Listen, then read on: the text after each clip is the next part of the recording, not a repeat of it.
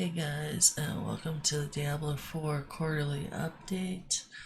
And so they got quite a few things here, more than audio this time. Yay! They did things. You'll have to excuse me. We're gonna go try and go through this blog, but I do have a bit of a cold, a little bit of a sore throat, so I am talking about as loud as I can. Hopefully, I'll still be alright. Anyways, starting out here, they hope that we liked the last update, which I was like, okay, it's kind of cool, but I was really looking for more than audio. The update was just really short and kind of like, what can I say other than audio is important? We know this, like, and we know that it takes fine timing and tuning to have the audio just right at the right times for games so that we feel like we are in a certain area, a certain you know, dungeon, or even say like if we're in the swamp that we hear swamp type sounds, so that makes sense to us. So moving down, they have Itemization of Diablo 4. Greetings, heroes of the sanctuary. Plus skill rank affixes.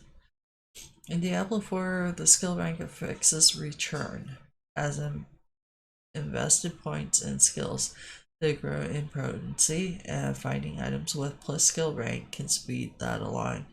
As a bonus, when a player equips an item with a plus rank for a skill they haven't learned, they have access to a new ability. So I think that's kind of cool because the fixes might actually keep us grinding. That's good. That's a good thing because there has to be a little bit of a reason to chase down gear, like because we could go through the stories and we could love a story and we could love a story multiple times, but we still have to have kind of a push in building our characters and why we're building our characters. Legendary and unique items. Oh hey, this is a pretty cool image down here. Let's look at that first real quick so you can kind of see the detail. I think that's a druid, but oh, nope, it's a cultist.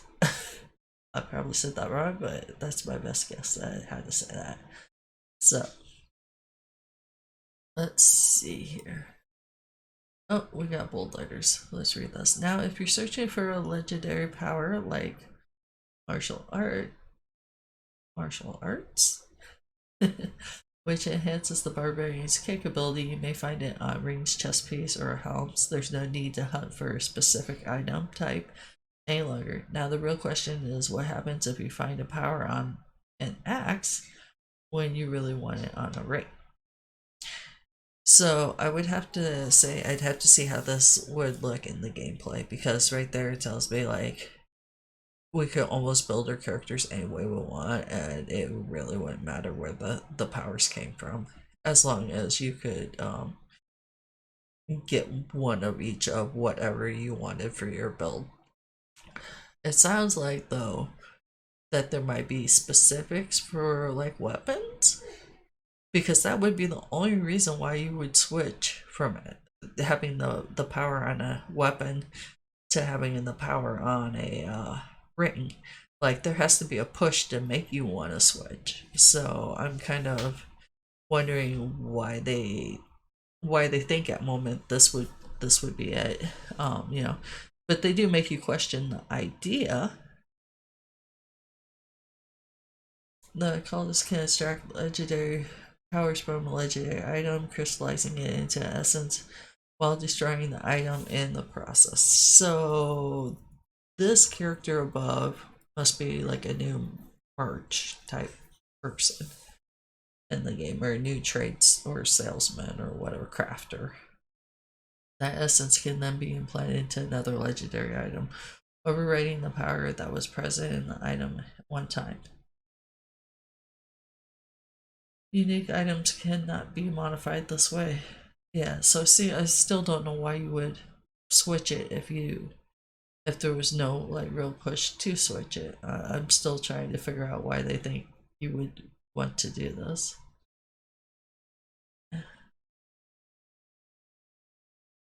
Okay. Oh, okay. Now down here, this is kind of interesting because you got a yellow, and then the essence can upgrade that. So, like, if you find a really awesome, like, say, yellow choker, then you could make it cooler by adding. So, okay. So that gives that character a purpose. And why you would move that. Like, you wouldn't just pull it off of something, but you would if you found something that was cool and then made this cooler. And if the game is not so um well put together, where like a yellow could be better than a blue could be better than a yellow, or a yellow could be better than a legendary, then yeah, I could say this. But they had said that they had better itemization than that, so I'm still wondering. I can kind of see what they're meaning though at the moment. I do, I really do. So that's kind of a good thing. Uh, Hunting for items, sanctuary is a vast world. So they again talk about how you need to be able to hunt for items. You know, that's a big part of the game. And then we go down here, Paragon board. In Diablo 4, we have placed a heavy emphasis on build customization, ensuring that you can have player control over how your hero grows. The Paragon board unlocks for each class at level 50 and is a distillation of this focus. Your hero begins their journey through the Paragon system at the central start of the tiles of the class intro board. So, we know this 1 through 50 is cap. After 50, you go into Paragon, like as in Diablo 3.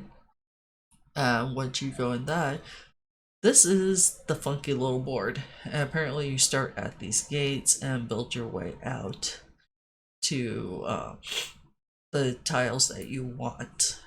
Obviously, they don't show us like exactly what each tile is.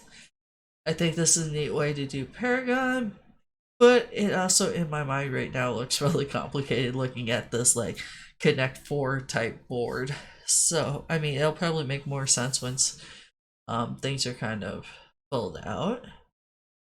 Uh, uh, as the barbarian earns experience, they will earn Paragon points, which are used to unlock the connecting tiles. And there are a few varieties of tiles I want to walk through. Okay, so there are different tiles. There's normal tiles. These tiles are straightforward, providing small and meaningful stat boosts. There's magic tiles. Magical tiles are found in clusters throughout the board, provide a potent, more diverse set of benefits. As you might expect, they are less common than normal tiles. Rare tiles offer a significant boost in power. Legendary tiles after the Paragon board, each new board, single legendary that can be found at the center. Legendary tiles impart a new legendary power to the character that. Okay, so it looks like normal, magic, and rare basically is where you go. Like, when we're putting our Paragon points in Diablo 3 to gain more power, the same thing. The the new thing here would be the legendary tile where you would get an extra power added to the character. So that would be the like tile you'd be trying to make your way to. Unless your character's legendary power really sucks. Yeah. After the Paragon board, each new board has a single legendary tile that can be found at its center. Legendary tiles impart new legendary powers to the character that earns. So obviously there's multiple boards, so the boards must be capped at some point. Common 5 strength, magic, fire resistance, rare, hungering fury. Okay, legendary warbringer. So you're seeing like the barbarians kind of idea. And magic obviously did what I kind of thought it was going to do, which was resistance. You know, I either figured it was going to add magic to a weapon or it was going to give you some kind of defense. Glyphs and sockets. So you guys can see down here. Sockets are a special tile that contain a glyph. Glyphs are items found throughout Sanctuary that, when embedded into the Paragon board, confers various benefits based upon the number of active tiles within the radius. So they're really working on this Paragon board. Like, it looks like your grind is going to be on this board.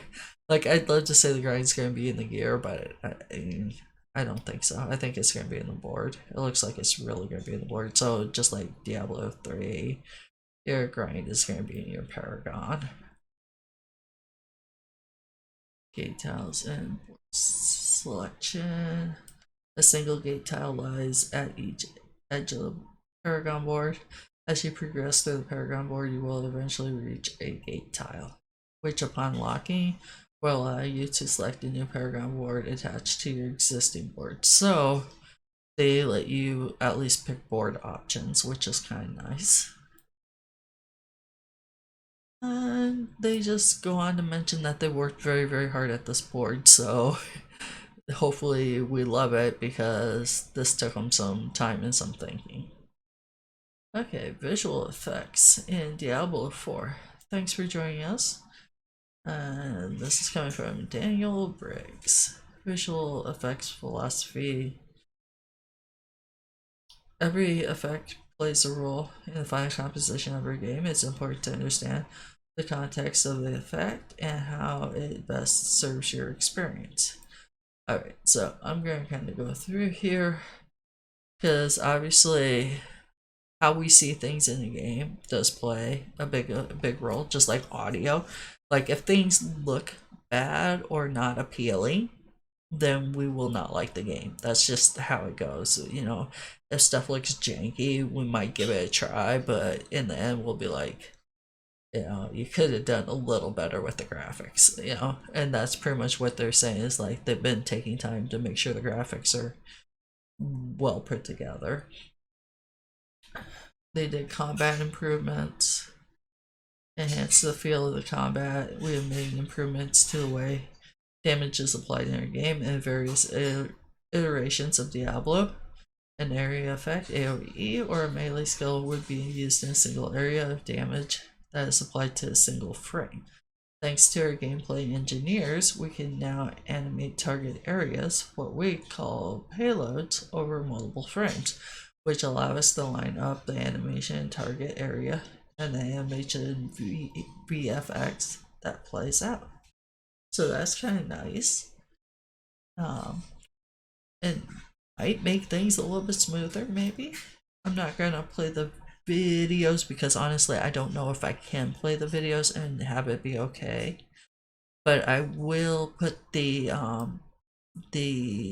link for the blog in my YouTube video in the descriptions, guys. So look there if you want to see the video of these different things that they're showing, because they do good videos and good video explanations. Now I know I've played it before, but that was before the reign of thunder and all kinds of like, can we not do this type stuff. So visual effects, casting and receiving light. So obviously which way the light's coming in, coming out. You know, I know this sounds really funny, but people do care about that kind of stuff. Like, if there's a window, there should be light coming in or light source off that side of the character, because if the light source is coming in a weird way, people will know. They'll be like, why is it on the left hand when the window's on the right?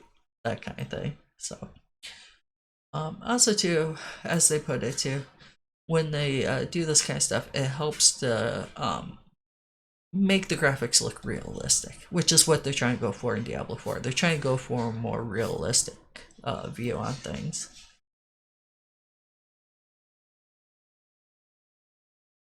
Dynamic player skill. At the end of the day, it doesn't matter what the art looks like. If the gameplay isn't fun, one of our goals is creating player skills.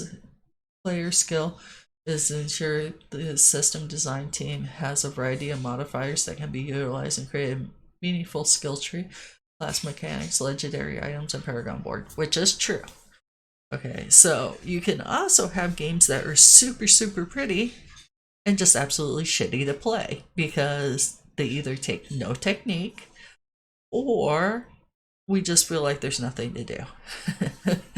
And I ran into some of those, and I run into those a lot on mobile game where like the visuals are really pretty, but the game mechanics are literally like you might as well just turn them into YouTube shorts because there's really no mechanic. Like, or the mechanic's really short. It's like, hey, just place this kind of in the right spot or put the gear kind of in the right spot.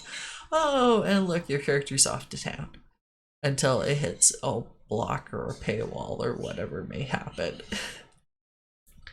So, so at least they got the right idea. They know it's going to take. They know for Diablo 4 to do well, it's going to take a combination of visual and it's going to take a combination of giving us things to do. We have to have something to do with our time. So, and then let's see, go down here. Skill-driven deaths.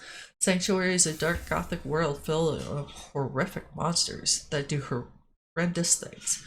To survive in this bleak landscape, you must be merciless towards your enemies. We are bringing back popular features from Diablo 3, skill-driven deaths. This system allows you to decapitate, bisect, freeze, shatter, eviscerate, and burn your enemies, to give a few examples. So they are bringing back kind of the gore, which is fine by me. I'm fine with the gore. When I first started playing Diablo, which was Diablo 2, and I tried Diablo 1, I failed. I failed so hard in Diablo 1. But I didn't mind the gore. The gore didn't bother me. My mom didn't care about it because she figured we were old enough to deal if we were going to play with the game.